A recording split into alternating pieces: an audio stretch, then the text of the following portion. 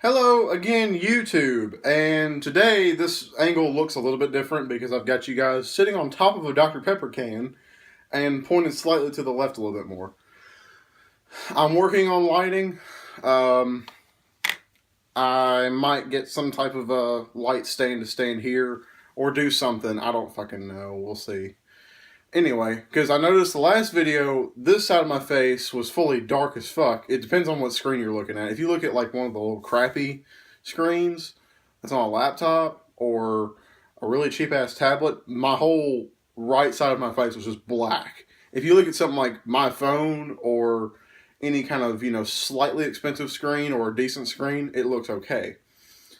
The blacks are off, is basically what I'm saying. So, anyway, I'm making this video. I haven't made a video on YouTube here in the past, I think it's 2 weeks?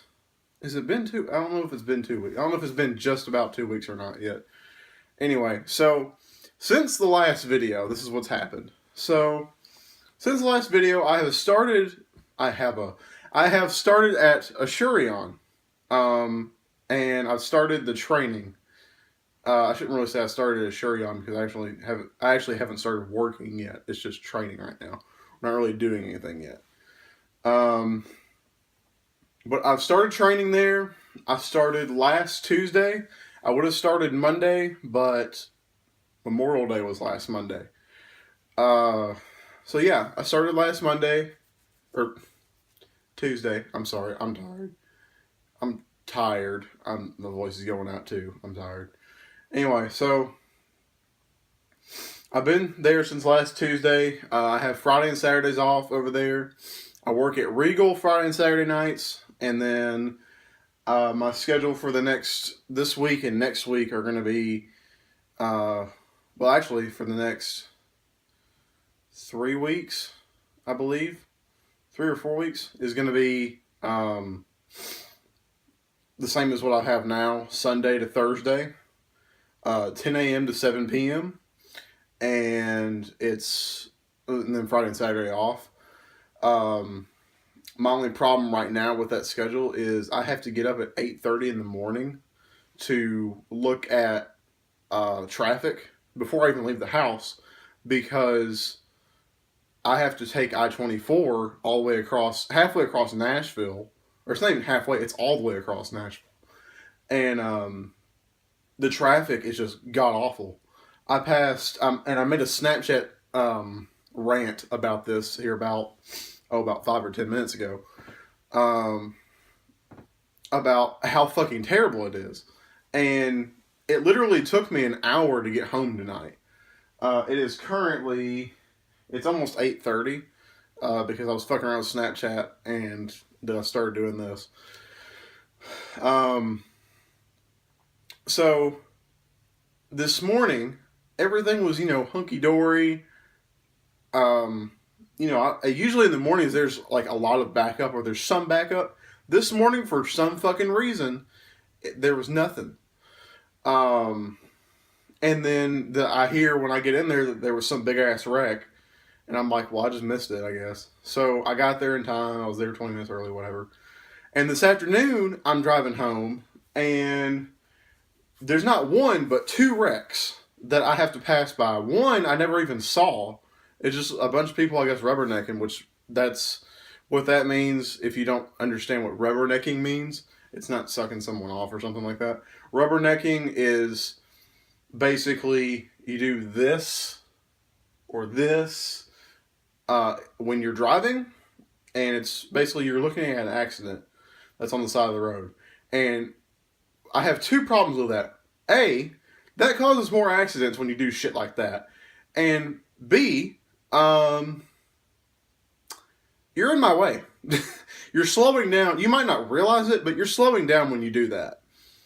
So you're in the way. You're causing more traffic to do that. It's already bad enough that we have to go from a 2-lane on-ramp to a 1-lane on-ramp because someone, literally, this is what happened.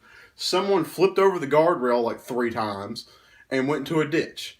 But because you're doing this shit right here, we have more traffic. congratulations, you're a fucking retard. So, yeah. Anyway, that was today. um, so the past week has been just basically we're sitting in the training room. Um, nothing special. It seems like there's some aspects that it seems like it's going to be a lot easier than Dell was, and there's some other aspects that seems like it's going to be different and harder. Because with Dell and the Boeing account, we didn't have to deal with money at all. We didn't have to deal with it. We didn't have to deal with refunding anything. We didn't have to deal with money. We didn't have to deal with transactions. We didn't have to deal with credits, any of that.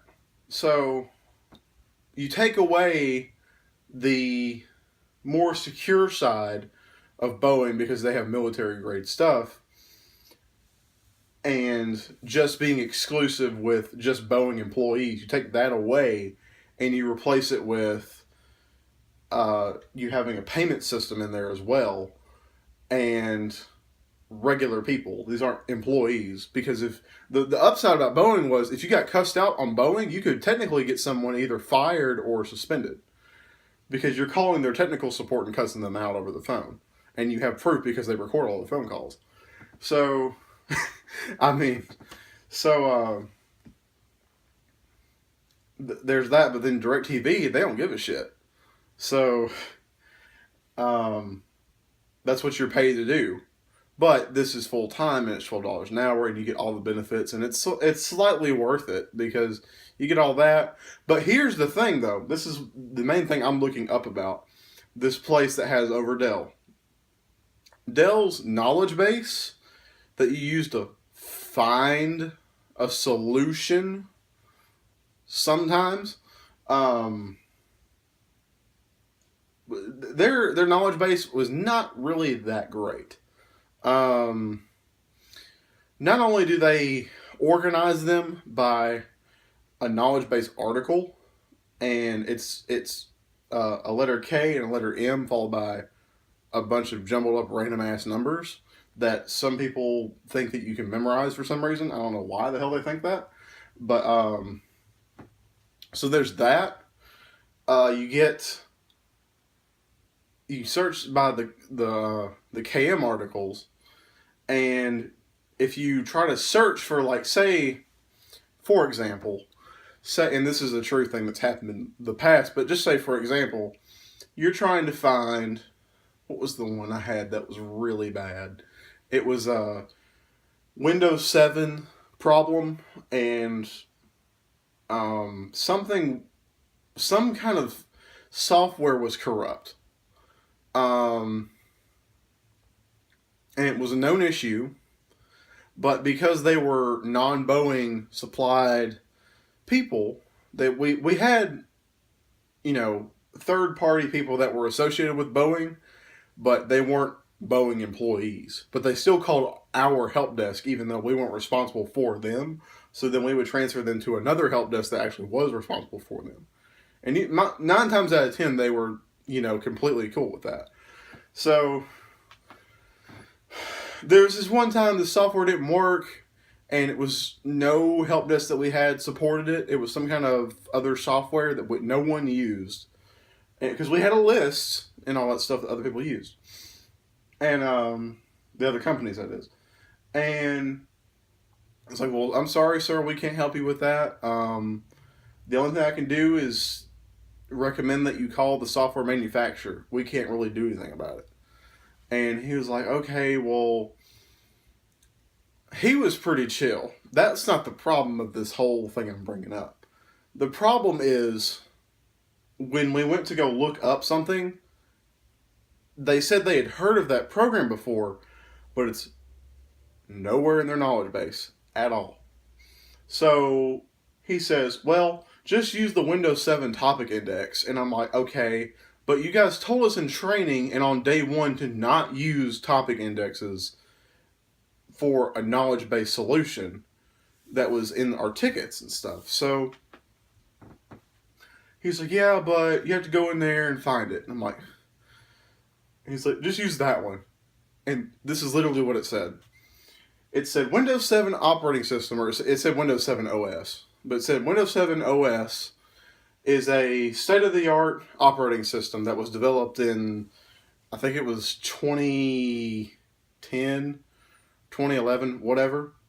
That's all it said. It wasn't even about the software. Nothing to do with it. That's the type of shit I'm talking about. The knowledge base, if you try to search something, if you didn't put it just right, you can never find the one article that was about it. And then you go to someone that's like a tier 2, and they're like, oh yeah, you just searched this. It's like, that doesn't make any fucking sense. Why would you search that? Like, oh, well, we made them. It's like, your way of thinking is so ass backwards. It's a shame. And so that's what I'm talking about, getting away from that. Because DirecTV's knowledge base is so much better. Like, it's not perfect. It's no Google. But it's still a lot better than Dell's was. So, or Boeing, or technically HP. HP was the service manager over the thing that developed it, but then they lost the contract with Boeing, and then they went to Dell. But we still had the HP knowledge base and all that. Anyway, so this big whole confusing ass thing. Anyway, so yeah, we're still learning. We're still learning how to do other weird shit. I'm pretty sure this video is way too fucking long already, but yeah, I've been trying to do gameplay videos here and there, and try to upload them. I've tried to keep them semi-short. I know I uploaded one yesterday, and it was like 25 seconds long, maybe. It was Goat Simulator. By the way, if you don't know that right now, Goat Simulator is free for gold on Xbox One. And so is Super Meat Boy, and it's backwards compatible for the 360 on the Xbox One. And it's free for gold this month. So, check it out. So remember, like, comment, favorite, subscribe. Like the Facebook page, be linked down below in the description. And yeah, if anyone is watching this video that I know in real life, looking at you, Sean, he's gonna probably like be like, "What the fuck? Why is he doing that? Why are you doing this to me?" Hi. Yeah, there's a friend. You can go check him out. He's pretty chill. His name is Sean Godwin. He does a bunch of movie reviews, and he had a recent trailer review, I guess you could say, and a bunch of, random most of the stuff to do with movies, just random stuff. He just started on YouTube. Like, he's got like 4 subscribers, including myself. That's what I mean. I'm not saying I'm a big shot or anything, because I got like 40, but still. I'm still not getting fucking paid for this. Anyway, so I will see you guys in probably a gameplay video. Or if something catastrophic, if some kind of catastrophe happens, I'm sorry, I need to kill myself. And if some kind of catastrophe happens at Asurion, or I get the manager position at the theater, or there's another Green Hills manager position that's actually open right now, that's still part-time, but still I would kind of go for it. If I get any of those, anything job related, if I end up actually moving out here pretty soon, I'll let you guys know. But until then, bye.